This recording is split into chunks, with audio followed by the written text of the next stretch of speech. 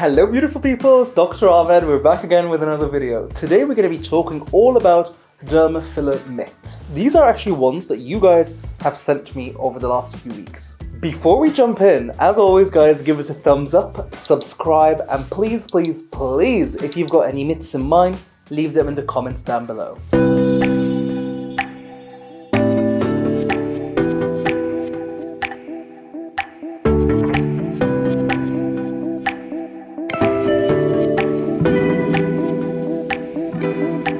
Dermal fillers are made from hyaluronic acid, so that naturally does hold a bit of water. So you can get the teeniest little bit of potential water retention. However, that kind of proper puffy face should not be happening with dermal fillers if they're injected correctly and use the right product. So if you're experiencing that, you definitely need to book a review with your medical professional to get seen and really consider potentially dissolving some of that filler, because maybe they just didn't do it right.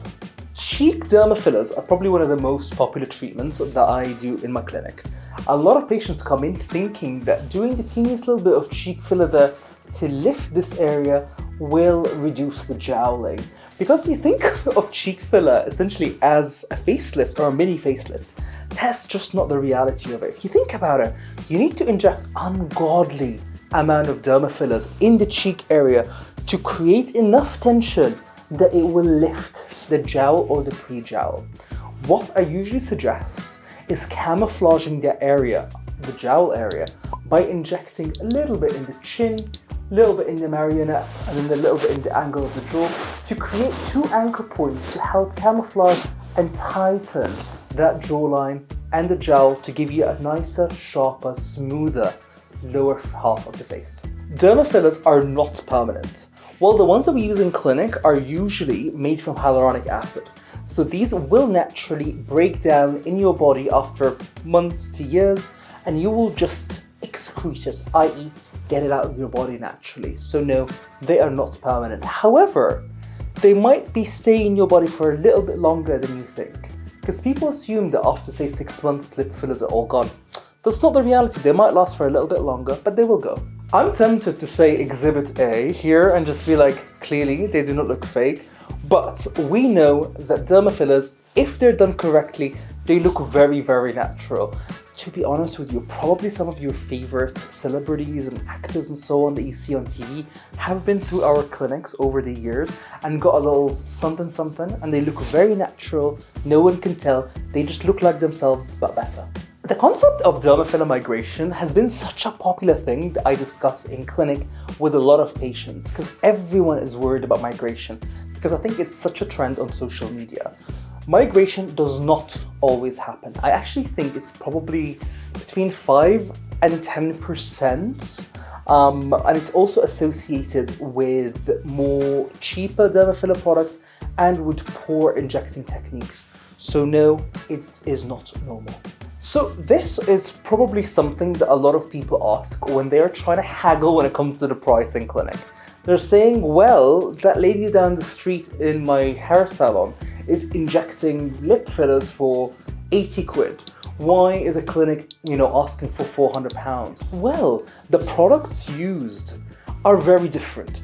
Getting a not so good product from, say, Korea, for example, or from China, comparing that to more Swiss or French products that we use in clinic, they're completely different. The content of hyaluronic acid in the product is very different. And the other things that are in there are different. What I mean by that is that the syringe itself is not just pure hyaluronic acid. There'll be other additives, preservatives, and so on. So actually, in the cheaper quality filler, you'll probably get a lot more junk, let's say, in there, and these are exactly what causes problems, things like inflammation, reaction, and your body just does not like it. So no, not all fillers are made the same. Only stick to FDA approved and CE marked products. This is probably the pain of my life, right there. A lot of patients always assume something has gone wrong if there's any bruising or there's swelling. And I think this probably comes on the back of the whole kind of clean aesthetic, clean girl look that people go for, because they think that any redness, any pain, any swelling is abnormal. That's just not true. Our bodies react to the world around us. If you think about it, if you've been injected multiple times in your face, it's actually more abnormal not to swell than to swell. So very much normal to get some bruising, some pain, some swelling after your procedure. If you do experience that, there is no harm to contact your doctor to get a little follow-up, to send in some photos for us to assess, to reassure you, because we don't want you to be at home worried that something has gone wrong. At the same time, things do go wrong sometimes, and this is why it's really important to have the clinic number on speed dial, just to make sure that actually, if something is going wrong, you're seen very quickly to make sure that everything is nice and healthy. I'm not really sure to answer this or to be crying in a corner, because this is such a major issue in the UK. A lot of non-medics think it's okay for them to be allowed to be injecting patients with quite poor quality dermal fillers, causing a lot of complications and a lot of issues that, unfortunately, if you're not medically trained, how will you be able to deal with the complication? Because it really takes years and years and years to be, for example, a GP like myself.